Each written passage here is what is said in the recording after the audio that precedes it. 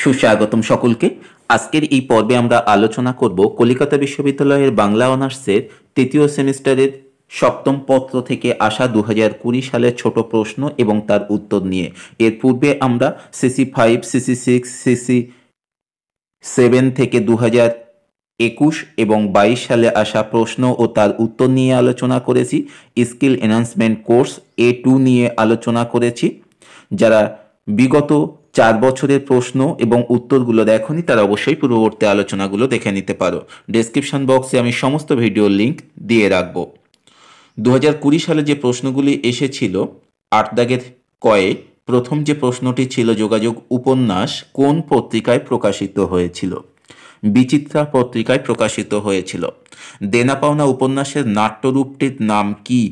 ষোড়শী, নায়িকার নামেই নামকরণ নাট্যরূপের। বিবাহ করতেও সময় নষ্ট, বিবাহ করেও তাই। আমার ফুসরত কোথায়? কার উক্তি? এ উক্তি মধুসূদনের যোগাযোগ উপন্যাসে। অথবা ষোড়শী ভৈরবীর আগে যিনি ভৈরবী ছিলেন তার নাম কি? ষোড়শী ভৈরবীর আগে যিনি ভৈরবী ছিলেন তিনি হলেন মাতঙ্গিনী ভৈরবী। মতির মার আসল নাম কি? নিস্তারিণী। জীবানন্দর সঙ্গে বিবাহের সময় ষোড়শীর বয়স কত ছিল? 28। সর্বনাশকে আমরা কোনো কালে ভয় করিনি, ভয় করি অসম্মানকে। কার উক্তি? এ উক্তি বিপ্রদাসের। এসব চালাকি আমাদের কাছে খাটবে না বলে দিচ্ছি। কোন চালাকির কথা এখানে বলা হয়েছে? যখন ষোড়শীর কাছে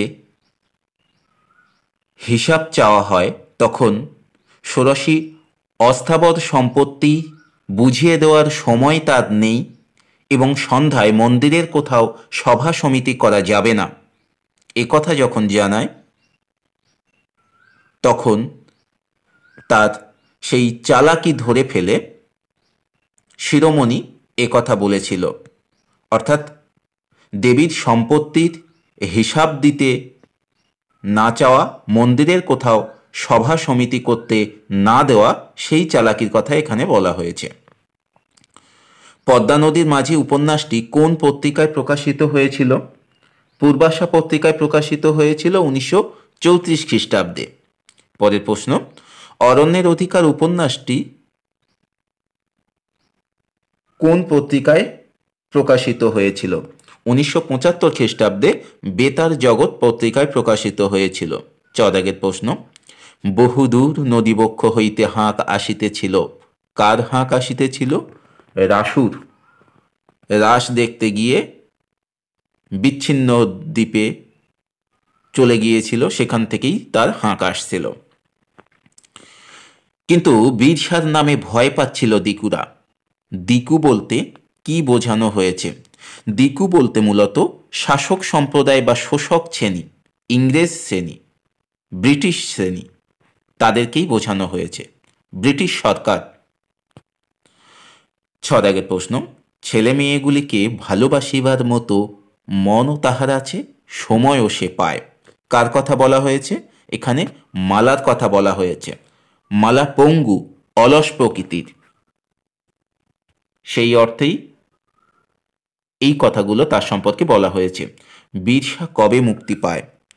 1897 খ্রিস্টাব্দের নভেম্বর মাসে বীরসা মুক্তি পায়। পরবর্তী প্রশ্ন, পদ্মা নদীর মাঝি উপন্যাসে কুবেরের নৌকর সহযোগীদের নাম লেখো। ধনঞ্জয় ও গণেশ। অরণ্যের অধিকার উপন্যাসে বর্ণিত টুইলা কি? টুইলা হলো লাউয়ের খোল দিয়ে তৈরি এক ধরনের বাদ্যযন্ত্র। 6 প্রশ্ন, এক রাত্রি গল্পটি কোন পত্রিকায় প্রকাশিত হয়েছিল? সাধনা পত্রিকায় প্রকাশিত হয়েছিল। পরের প্রশ্ন, সোহিনীর আইমার কত টাকা দেনা ছিল? 7,000 টাকা দেনা ছিল। আহা, দুটিতে বেশ মানায়। কার কথা বলা হয়েছে? এক রাত্রি গল্পের নায়ক এবং সুরবালার কথা বলা হয়েছে, আর এই ভাবনা সুরবালার মায়ের। প্রিয়ার মতো যে নদী শুয়ে আছে মহানগরের কোলে, কোন নদীর কথা এখানে বলা হয়েছে সংকুচিত আড়ষ্টভাবে যে নদী মহানগরে ঢুকেছে তার কথা বলা হয়েছে। ভূতনাথ বৈদুখানাকে চিহ্নিত বৈদুটির নাম কি? কলাফ ও মুগ্ধবোধ। অঞ্জনগড়ের জমি কোন পাথরে গঠিত? গ্রানিট পাথরে গঠিত। এই ছিল 2020 সালে আসা প্রশ্ন এবং তার উত্তর। আজকের আলোচনা এখানেই সমাপ্ত করলাম। ধন্যবাদ সকলকে।